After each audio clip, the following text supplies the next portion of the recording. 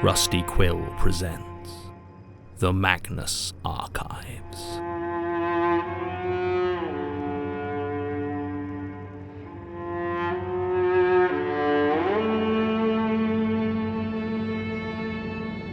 Episode 104, Sneak Preview.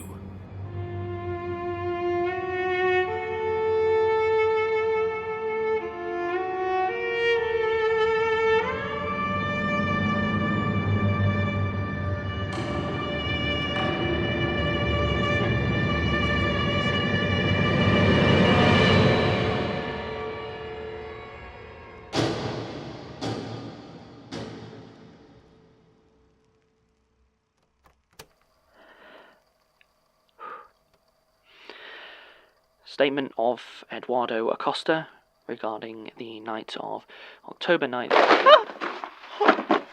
Sorry. Oh, Christ, Tim! Oh, God, it's alright. It's just a shock. I didn't realise you were...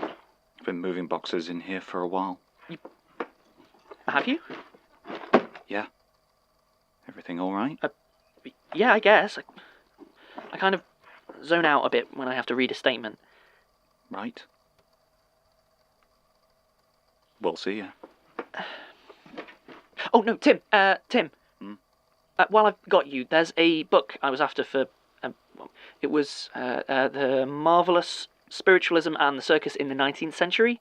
I asked up in the library, but Tom said you had it checked out. Yeah? Why? Oh, just looking into anything and everything that might pin down the unknowing. The what? The unknowing?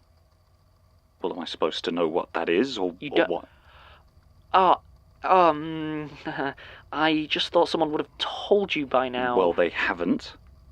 What are you talking about? I mean, I'm not sure. Martin, what is the unknowing, and what does it have to do with the circus? It's a ritual. I don't know that it's bad.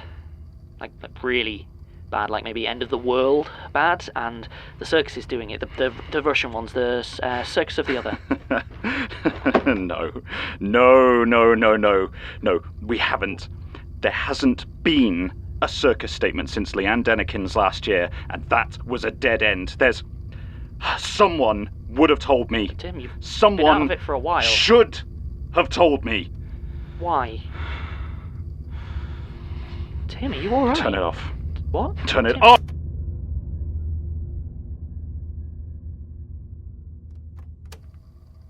Please, Tim. No. He needs to hear it. I don't care. He can't help if he doesn't know. I don't want his help, Martin. Elias seems to think that he's the best chance that we have to stop them. And what?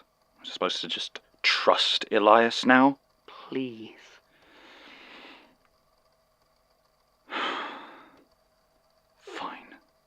Fine. I'll tell him in person when he gets back from wherever it is that he's vanished to. China. And if you try to tell him in person, you'll just end up at each other's throats. You know you will.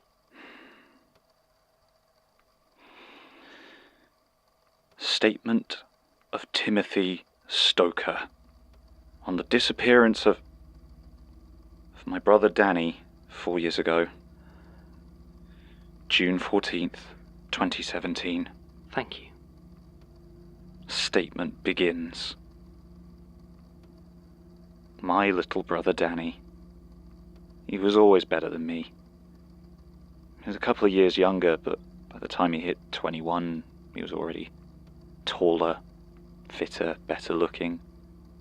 I mean, he didn't have my winning sense of humour, but he didn't need it. Charisma, it wasn't a problem for him. I think a lot of people in my situation would have been jealous, but not me. I was just proud of him. He was always doing some charity race or endurance course, getting modelling gigs while I worked quietly away in publishing. It made me smile. I remember he actually got a job doing some publicity shots for the company that owned my local gym. There was a good 5 months where, whenever I walked down to my offices, there he'd be, twice as large as life. smiling down from a poster and challenging me to take them up on their joining fee, or lack thereof. I never did, but it always brought a smile to my face when I saw it. We didn't really talk much, me and Danny. We were still pretty close, and he'd usually keep me updated on whatever his latest obsession was. He tended to throw himself into a thing completely for about 6 months, and, well, then he'd get bored, and something new would catch his eye. Like, back in 2013, it was urban exploration. He'd come down to London, stay with me for a couple of days, and we'd end up having drinks with Abigail Ellison, who's a mutual friend of ours from back home. Abby had been doing the urban exploration thing on and off for a few years, and was telling us a few of her close calls in some of the sites down near the old Docklands. As she talked, I was just watching Danny's eyes light up, and I knew exactly what was happening. His passion for sailing was starting to wane after almost a year, and I was sure I was watching him discover his next project. When Abby mentioned she had a trip lined up for the old Millennium Mills in Newham, well, it was pretty much a done deal. At the time, I quite liked the idea. It wasn't the weirdest thing to ever catch Danny's attention, not by a long shot, and secretly I thought he and Abigail would maybe make kind of a cute couple, so I was quite encouraging. Not that he needed it. It's weird, isn't it? The things that can change your life. You can plan for all the devastating, terrible possibilities you can imagine, and it'll always be those tiny, unexpected things that get you. You know, the things that you never even noticed as they were happening, just nudging everything into motion. But even if there was a way I could have known, I really don't think I'd be able to have stopped him. So, for the next few months, that was it. My cool little brother was an urban explorer. It suited him. I got used to my phone buzzing at my office desk as he filled it with pictures of his smiling face in front of some, rusted machine or hidden tunnel. He never did get together with Abby, but it only took a couple of trips with her and he'd learned what he needed. He talked a few of his friends into it, like always. Started going on trips further afield. I thought he'd be down in London more than he was, but it turns out there are even more interesting, abandoned places up north. They tend to be less guarded than they are down here, so that was where he spent most of his time. There was one thing that did draw him down to London, though. What he referred to as ghost buildings. There might have been some official name in the urban exploration community, I don't know. He stopped using the jargon around me after I joked that Urbex sounded like a brand of drain cleaner. What he was talking about was the places where newer buildings had been constructed in or, over the remains of an earlier one, but development had left some of the old pieces intact.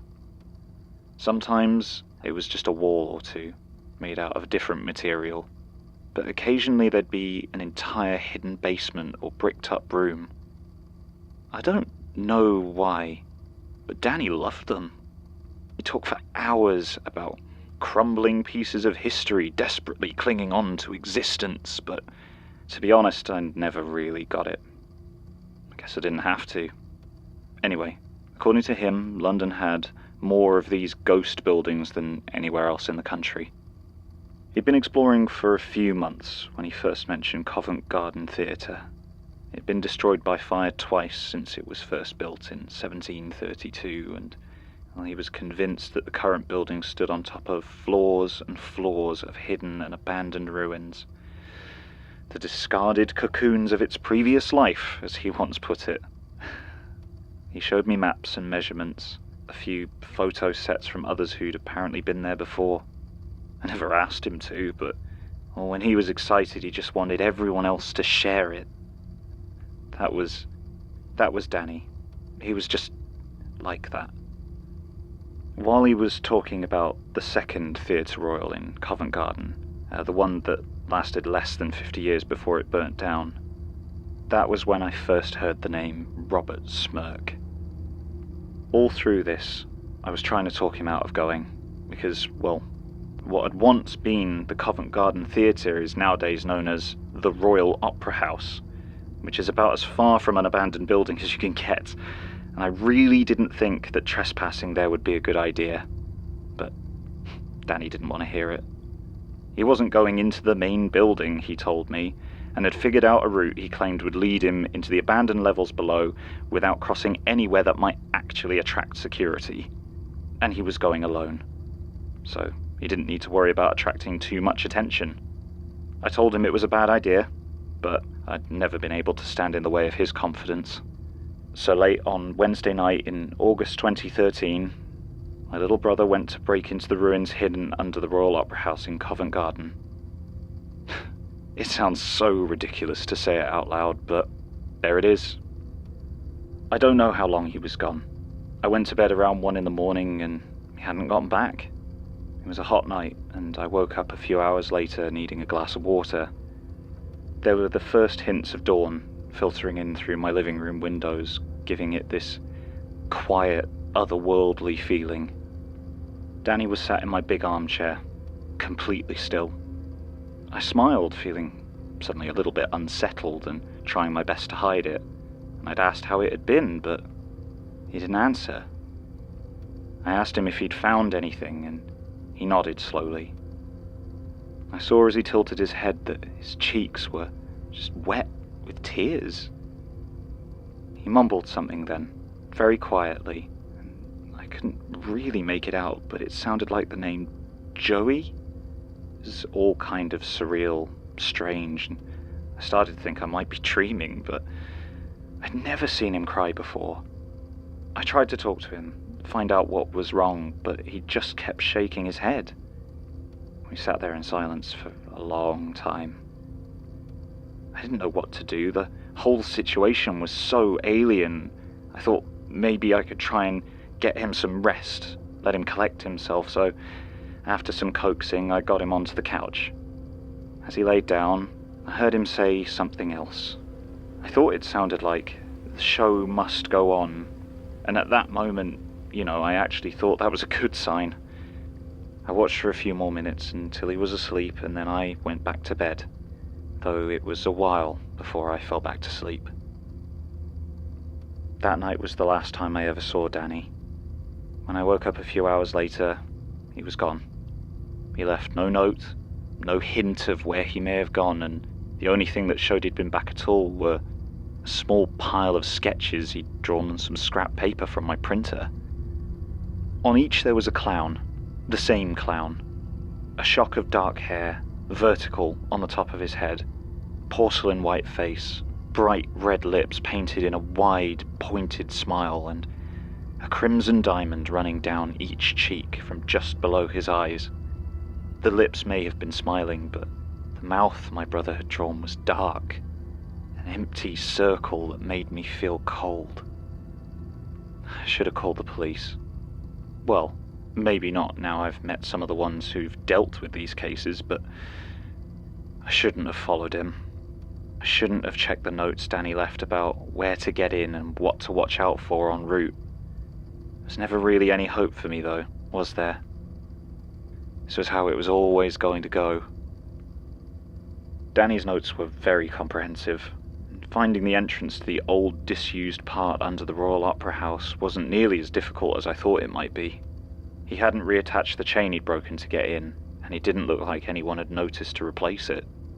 The entrance stood open, and even though it was the middle of the day, it became almost completely dark as soon as it crossed the threshold.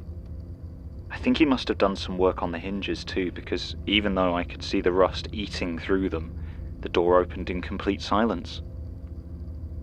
I stepped inside. Back then, I didn't know enough about Robert Smirk's architecture to recognize his work. I just thought it was a really well-preserved sublevel. The corridors were wide and solid, and my torch showed columns that were that regular geometry that I've come to recognize. Compared to the summer heat outside, the air was cold. I found myself shivering in just my t-shirt and shorts. The whole place looked spotless, a lot cleaner than any pictures I've ever seen of urban exploration or abandoned sites.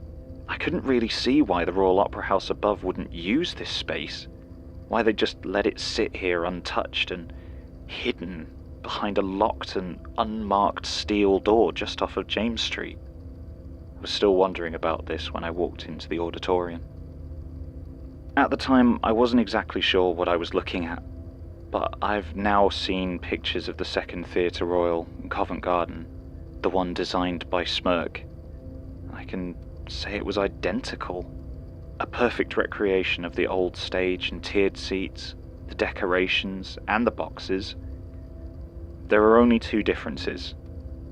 That it was almost 20 feet below the ground where the original stage was, and that everything, from the floor to the seats to the blank and faceless audience, was entirely hewn out of crude stone.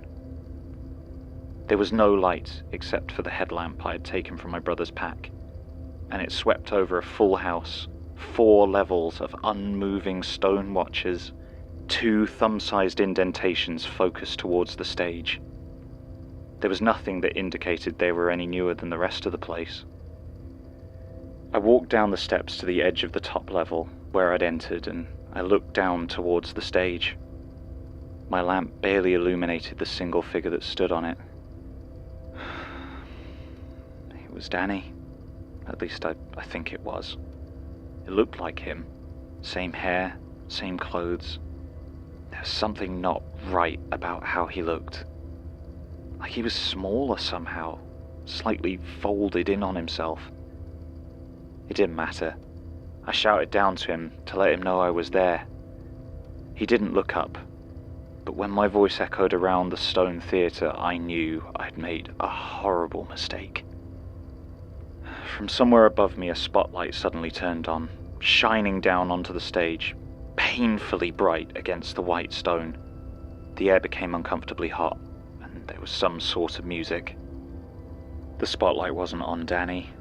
Instead, it picked out a figure crouched in the corner, all ruffles and polka dots and tights. A clown. It crouched and contorted in the corner, hands backwards over its face, but not so much that I couldn't see the dark red patterns that seemed to flow down its eyes. I couldn't move. Slowly, so slowly, its right arm reached out towards Danny. It placed its hand on the floor with a long, low groan, then pulled itself along the floor, the fabric of its colourful dress scraping the rough stone of the stage, and its cheek rubbing against the ground, leaving a trail of red behind it. Then it was still for a second, before a leg reached out in front, and it began to drag the rest of the clown behind it.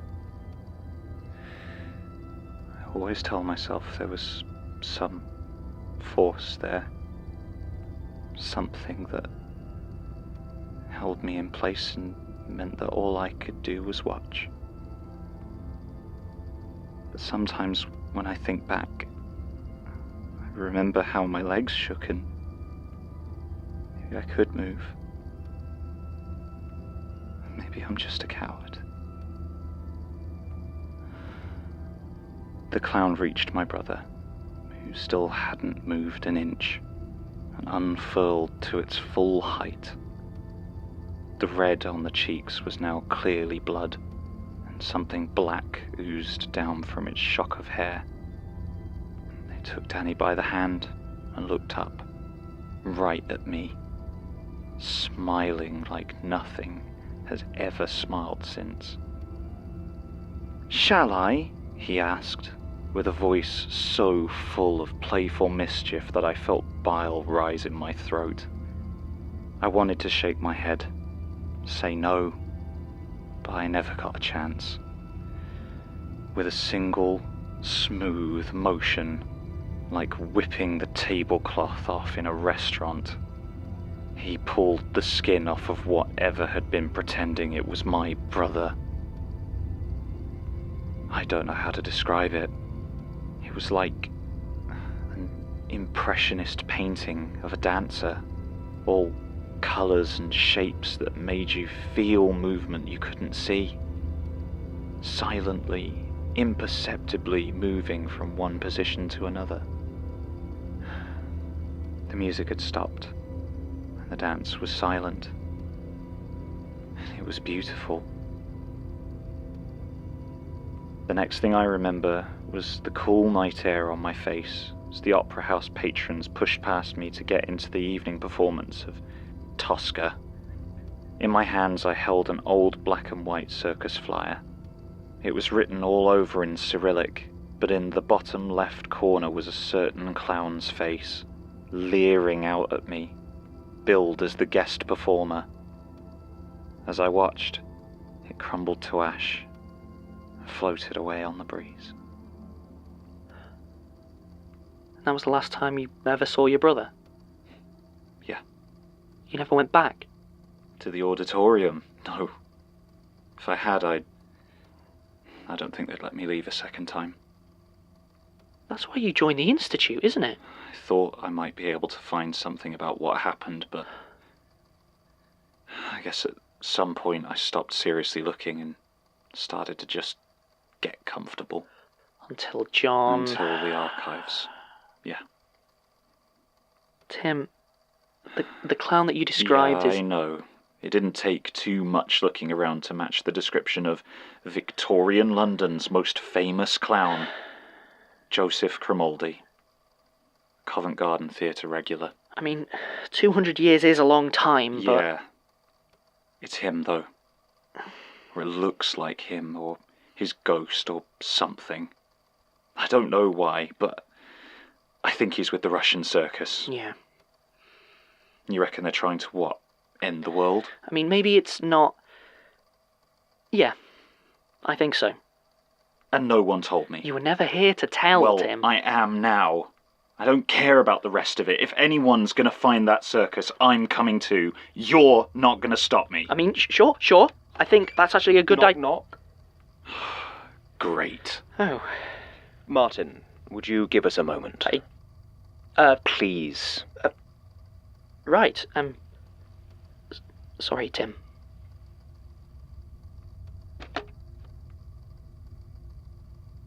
You were watching then? Most of it. Surprised you didn't know it already. That's your thing, isn't it? I knew there was some trauma that drew you to us, but I can't say I ever thought to look much deeper. An oversight, perhaps, but I'm looking now. All right. Hit me with your X-ray eyes then, boss. What do you see? Disruption. An unpredictable, angry man with nothing left but the desire to feel in some way revenged. Ooh, terrifying. Surely only magic could have let you see so deep inside my very soul. Tim, I'm only going to tell you this once. Please stay away from the Unknowing, the circus, all of it. I don't believe you can help, and I don't know what will happen if you get involved. Oh, sure. I'll just forget about it. Go back to sulking in a corner. Tim. Don't worry about me, boss. I'll just stop. It's what I'm best at, right? Don't want to get in the way of your evil plans, do I? I mean it, Tim. Oh, you mean it? Oh, well, that's different. Okay, well, let me tell you what. If you want me to ignore everything that's going on, forget my brother and everything that's happened over the last 2 years, how about you kill me? I don't want it to come to that. Well, me either. But here we are. So my proposal for you is this. Either kill me, or fuck off. I'll come back when you're feeling more reasonable. Then I guess I'll see you in hell.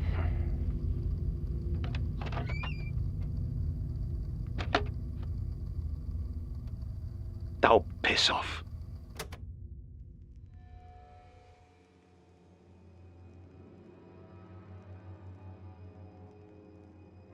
The Magnus Archives is a podcast distributed by Rusty Quill and licensed under a Creative Commons Attribution Non-Commercial Share-alike 4.0 International License.